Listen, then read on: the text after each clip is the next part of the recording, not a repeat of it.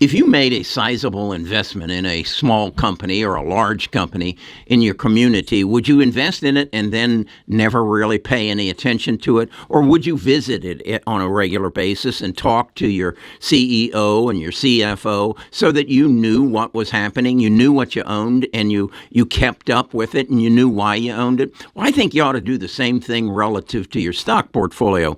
And I want to share with you how I do that and how I think it works well for me, and then share with you some activity that happened yesterday where I sat in on some meetings with the CEOs and CFOs of some of the companies that I own, and how I learned from those two meetings, one resulting in buying more shares, the other resulting in liquidating my holdings. It's all about know what you own and understand why you do own it or why you might want to get out of it. I want to share this with you so that maybe you can become a better investor. Best of Us Investors presents Kerry Griegmeyer.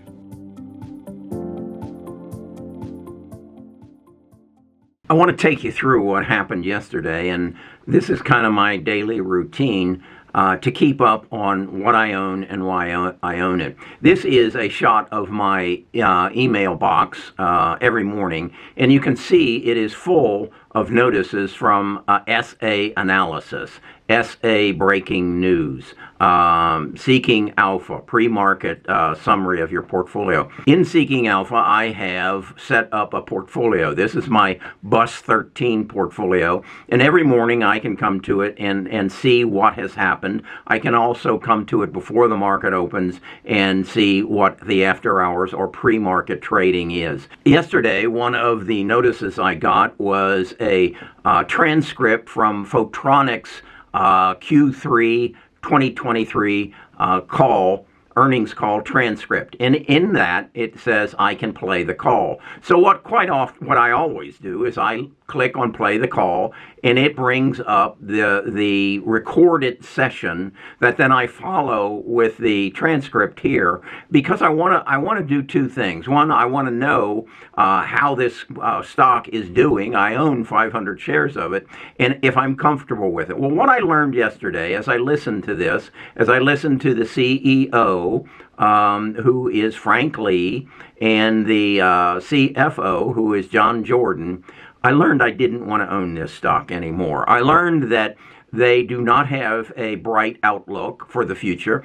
They did not have an outstanding quarter, and they're expecting more of the same. And you can see what happened over here to the stock. So I, at that, notified my tribe, my members of my premium and my platinum, that I was going to sell this stock. I was going to get out of it. What I actually did was make a short video, and then I emailed it and alerted all of my members of what I was going to do and when I was going to do it. Here is the short video I sent them right after I watched this or listened to this transcript. I just finished listening to the earnings call on Photronics, that is ticker symbol PLAB, and I did not walk away with a warm and fuzzy feeling and feeling confident that these people will get their position secure for taking advantage of the artificial intelligence rebuild of the centers. They seem to be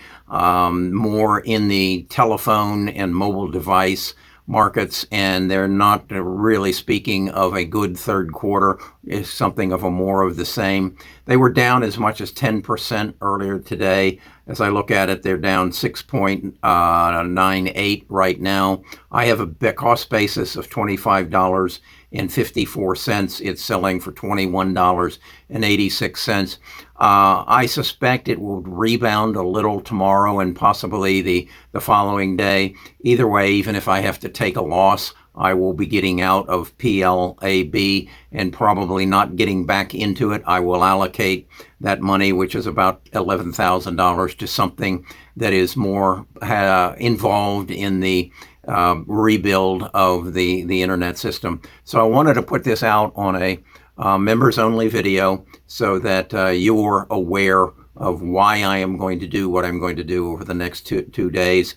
There's just so much opportunity here, and I don't think it's going to be with these folks. So have a good day. Getting beat up a bit in the market today, but have had some good days in the last week and hope to have more this week. After listening to that earnings call, I was notified that Marvell Technology was being interviewed at Citi's 2023 Global Technology Conference. And I had the transcript available to me, and I could also listen to it. So I did. And I listened to Matt Murphy, the CEO, explain what Marvell was doing this quarter and what their outlook was for the future. And he actually got into very deep description of how they've progressed over the last 3 years and set themselves up through some acquisitions and some improvements in their platform and decisions that they made to put them in a position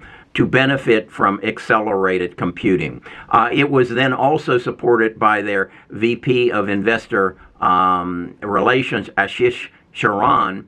And after I saw this call, I made another video. Here is that video. I just finished listening to a conference where Marvell Technology was speaking at Citigroup's, or I guess it's Citi's, 2023 Global Technology Conference.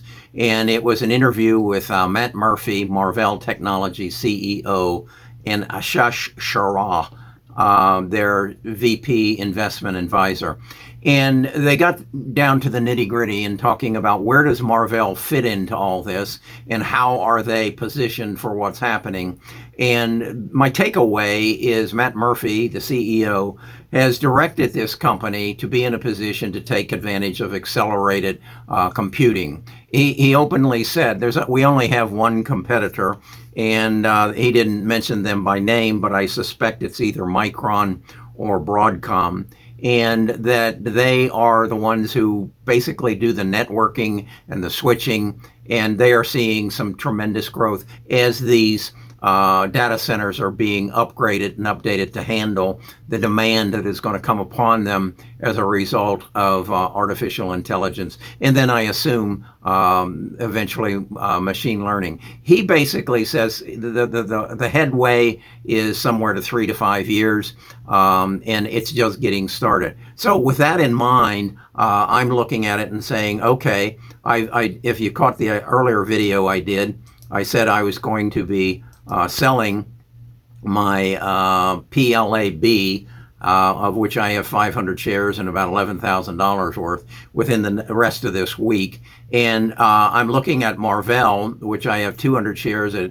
and today it closed at 56.71. I have a cost basis of 59.83. So I've got a 5% negative in it.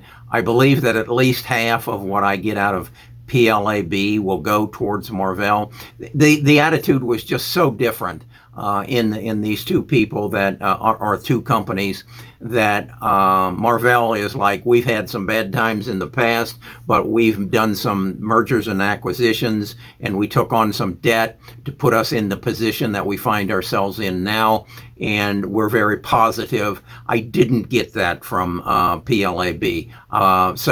And again, they speak in some terms that I'm not really, they use so damn many acronyms and gigabytes and trigabytes, but I guess it was the attitude of the two people involved that said these people are open, they're honest, and they've got a bright future in the next 6 months to 6 years. So you'll be seeing me make these changes probably before the end of the week. I don't know what your situation is. Mine is I have my life savings invested in these 23 companies that I hold in my BUS 12 and BUS 13 portfolios.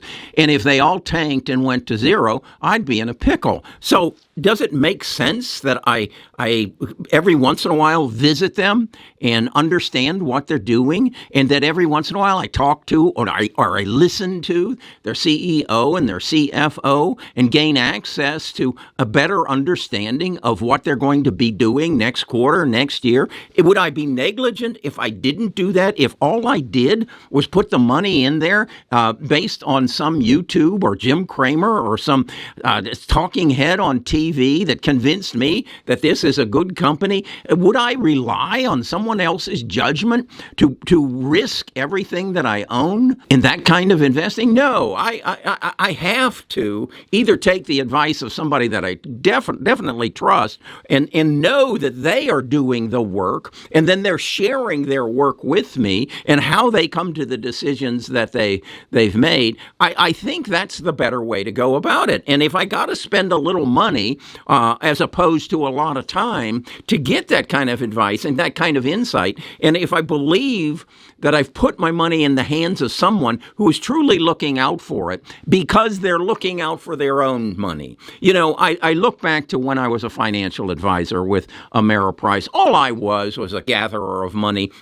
And then I turned that money over to money managers who didn't know the people that I was dealing with. They didn't sit at their kitchen table. I just gathered money. I didn't watch the stock market. I left that to the people in New York from Ameriprise. So I look at that and say, that's not the way to go. If you're putting your life savings at risk on companies, then you need somebody that you can trust and that you feel is doing their due diligence, and then is not giving you financial advice, is sharing their day-to-day activity with you so that you can make better decisions. Because ultimately, it is your decision, and you are responsible for it. So I just implore you, from my experience, get active in it at whatever level, and understand why you own what you own